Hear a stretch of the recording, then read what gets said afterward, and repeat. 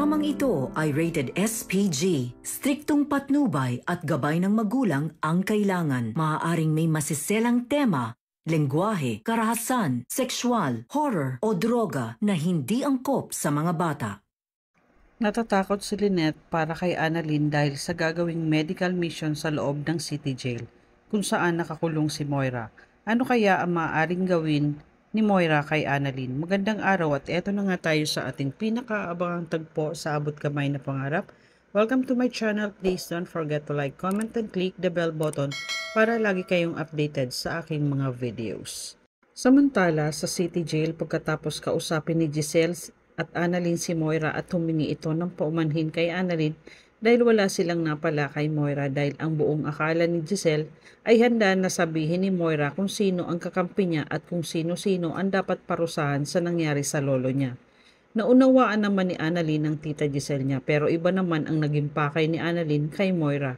Gusto niyang makita si Moira kung taos puso ba talaga ang paghingi niya ng tawad para meron siyang makwento kay Zoe. Ngunit nagdadalawang isip pa din si Annalyn na paniwalaan si Moira dahil hindi niya alam kung totoo ba ang ipinapakita niya o magaling lang siyang umarte. Sabi ni Giselle na alam mo naman si Moira, magugunaw muna ang mundo bago pumuti ang budhi nun. Habang magkausap ang dalawa, nagkaroon naman ng aksidente sa loob ng kulungan. Isang inmates ang nangangailangan ng tulong, kaya dali-dali naman humingi ng saklolo ang pulis kay Annalyn dahil alam niya na isang doktor ito. At agad naman pumasok si Annalyn sa loob. Hindi na siya nag-aksaya ng panahon at agad niyang ginawa ang medical procedures na kinakailangan niya. At nasaksihan ng lahat ng mga inmates at si Moira ang ginawa ni Annalyn sa kasamahan nila kaya tuwang-tuwa at nagpalakpakan sila dahil sa nagawang iligtas ni Annalyn ang buhay ng kasamahan nila. At dahil sa ginawa ni Annalyn, gusto na ng mga bilanggo na magpa-check up sa kanya. Kaya sa nakita ni Warden, nakiusap siya kay Annalyn kung maaari siyang gumawa ng isang medical mission para sa mga bilanggo sa loob ng kulungan. Nagulat si Annalyn at hindi na siya nakatanggi dahil gusto din niyang makatulong sa mga taong nakakulong. At ikakatuwa din ni Zoe pag nalaman niya ang gagawin ng medical mission dahil may pagkakataon siyang makita niya ang kalagayan ng mami Moira niya sa loob ng kulungan. Samantala sa kulungan kausap ni Jingay si Moira at hinangaan ni Jingay ang ginawang pagligtas ni Annalyn sa kasamahan nila. Nabanggit ni Moira na magaling talagang doktor si Annalyn at siya ang pamangkin ko. Dahil sa mga ginawa ko sa kanila ay hindi nila ako mapatawad. Kaya napaiyak si Moira. Hindi niya alam kung sasabihin niya na ba ang totoo kay Giselle at Annalyn para tuluyan na siyang mapatawad ng mga ito. Naawa si Jingay kay Moira at sinabihan niya ito na kung ang tanging paraan upang mapatawad kanila ay sabihin mo ang katotohanan sa kanila. Bigla naman napatingin si Moira kay Jingay. Naisip niya, gustuhin man niya pero madadamay si Zoe. At yun ang ayaw niyang mangyari. Maya-maya ay may dumaan ng mga kasamahan nila at narinig nila na magkakaroon ng medical mission sa loob ng kulungan. Ikinatuwa ni Moira ang nabalitaan niya dahil may pagkakataon siya na makita at makausap si Zoe. Kinabukasan ay nagpunta si Annalyn sa East Ridge at dito nga habang kausap niya ang nanay Lynette niya, nabanggit niya na may gagawin silang medical mission sa loob ng kulungan kung saan nakakulong si Moira. At hindi makapaniwala si Lynette at Carlos sa sinabi ni Annalyn na na-assign siya sa medical mission sa loob ng city jail. Sinabi ni Annalyn na isinama siya ng tita Giselle niya sa kulungan para kausapin si Moira dahil gustong humingi ng tawad ni Moira sa kanila. Pero hindi siya pinatawad ni Giselle dahil hindi masagot ni Moira ang mga tinatanong ni Giselle sa kanya kung sino ang mga kasabwat niya sa labas ng kulungan at kung sino ang nagbibigay sa kanya ng pera para itumba si Dax. Ikinagulat ni Carlos ang sinabi ni Annalyn kaya kinabahan siya na baka ilaglag na siya ni Moira. Habang umiinom ng kape si Annalyn, nagtanong si Lynette kung sino ang kasabwat ni Moira. Pasimpleng tumingin si Annalyn kay Carlos dahil napansin niya ito na kinakabahan at kung bakit iba ang naging reaksyon niya nang marinig niya ang sinabi ni Annalyn. Sabi ni Annalyn na hindi niya na sinabi kung sino ang tumutulong sa kanya sa labas kaya hindi siya magawang patawarin ni Tita Giselle dahil hindi siya nagsasabi ng totoo at nagsisinungaling lang si Moira na gusto niyang magbago at hindi kumbinsido si Tita Giselle sa mga sinasabi ni Moira dahil alam niya na umaarte lang ito. Sabi ni Lynette na tama lang na hindi talaga siya pinatawad ni Giselle dahil sa dami ng kasalanang ginawa niya sa atin. Kahit na maglumuhod pa siya, hindi ko din siya mapapatawad. Habang nakikinig lang si Annalyn ay pinagmamasdan niya si Carlos dahil iba ang kutob niya na may kinalaman ito. Maya-maya ay biglang sumang-ayon si Carlos sa sinabi ni Lynette na hindi dapat patawarin si Moira at habang buhay niyang pagbayaran ang lahat ng kasalanan niya sa kulungan. Pero sabi ni Annalyn na naramdaman din niya ang sinseridad ni Moira habang humihingi ito ng tawad sa kanya. Pero nangingibabaw pa rin ang pagdududa niya kay Moira. Kaya sinabihan siya ng nanay Lynette niya na mag-iingat ka anak at parang hindi ako kampante sa gagawin mong medical mission lalo na nandoon sa loob si Moira. Sabi ni Annalyn na huwag kang mag-alala Nay dahil may mga bantay naman po doon.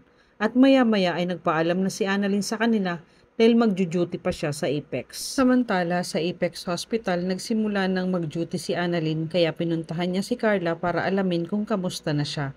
At naabutan niya itong kausap ni Doc Luke dahil natatakot siya sa gagawing operasyon sa kanya. Kinamusta siya ni Annalyn, sabi ni Carla na okay naman po ako Doc at salamat sa iyo at binigyan mo ako ng lakas ng loob. Nabanggit ni Carla na sana kung nandito ang mama ko sa tabi ko, hindi sana ako matatakot ng ganito. Kaya naitanong ni Annalyn kung nasaan ang magulang niya. Sabi ni Carla na nakakulong po siya Doc sa City Jail dahil nakapatay po siya. Ikinalungkot naman ni Annalyn ang sinabi ni Carla kaya nakaramdam siya ng awa para kay Carla.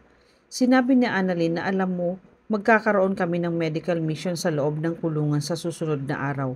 Gusto mo bang hanapin ko siya para sa'yo? Ikinatuwa ni Carla ang sinabi ni Annalyn kaya agad niyang ibinigay ang pangalan ng nanay niya at gumawa siya ng sulat para dito. Umiiyak na sinabi ni Carla kay Annalyn na kung sakaling makita mo ang nanay ko sa loob ng kulungan, pakisabi naman po Doc sa kanya na miss ko na siya at mahal na mahal ko po siya. Ramdam ni Annalyn ang pangungulila ni Carla sa nanay niya. Gustuin man niyang makasama ito sa oras ng operasyon niya ay hindi niya magawa dahil nakakulong ito. Nauunawaan ni Annalyn ang nararamdaman ni Carla. Kaya ipinangako niya kay Carla na hahanapin niya ang nanay niya at sisiguraduhin niya na maibibigay sa kanya ang sulat at mensahe na para sa nanay niya. At ipinagpasalamat naman ito ni Carla kay Annalyn. Samantala sa East Ridge hindi mapakali at ipinag-aalala pa din ni Lynette ang gagawing medical mission ni Annalyn sa loob ng kulungan. Natatakot siya dahil alam niyang naandun si Moira. Sa kakaisip ni Lynette, hindi niya namalayan ang pagdating nila Chang Susan at Josa. Kaya naitanong ng dalawa kung ano ang iniisip niya dahil napansin nila na parang may problema ito. Ano ba ang problema mo Lynette? Bakit parang alalang-alala ka dyan? Sabi ni Lynette na si Annalyn kasi na-assign siya na gumawa ng medical mission sa City Jail. Alam naman natin na nandun nakakulong si Moira. Ipinag-aalala ko na baka mapahamak si Annalyn at baka kung anong gawin sa kanya ni Moira. Sabi ni Chang Susan kay Lynette na huwag ka mag-alala dahil may mga pulis naman doon na magbabantay at hindi naman sila pababayaan sa loob. Hindi naman lahat ng nasa preso masama. Minsan nga, nandun ang mas mababait. At sinang-ayunan naman ni Josa ang sinabi ni Chang Susan. Ngunit hindi pa din maaalis ang pangamba ni Lynette para kay Annalyn dahil iniisip niya na paano kung nagpapanggap lang si Moira tapos naghahanap lang siya ng magandang pagkakataon para makaganti sa kanilang mag-ina. Napaisip naman bigla si Chang Susan na may posibilidad nga ang iniisip ni Lynette kaya nag-aalala din siya at bigla niyang nasabi na paano to ngayon si Annalyn na ang pumapasok sa lungga ni Moira. Kaya natigilan si Lynette at iniisip niya na pigilan niya si Annalyn na sumama sa medical mission o kaya kausapin nila si Giselle na dapat huwag palapitin si Moira kay Annalyn at bantayan ito ng maigi. At baka kung anong gawin nito kay Annalyn. Kaya agad umalis ang tatlo papunta ng Apex. Sasabihin na kaya ni Moira kung sino ang tumutulong sa kanya para patawarin na siya ni Giselle? Ano ang maaaring gawin ni Moira kay Annalyn sa loob ng kulungan? At sino ang ina ni Carla sa loob ng kulungan? Yan ang ating pakaabangan dito lang sa Abot Kamay na Pangarap. Huwag bibitiw at huwag kalimutan mag-subscribe. Maraming salamat po and God bless.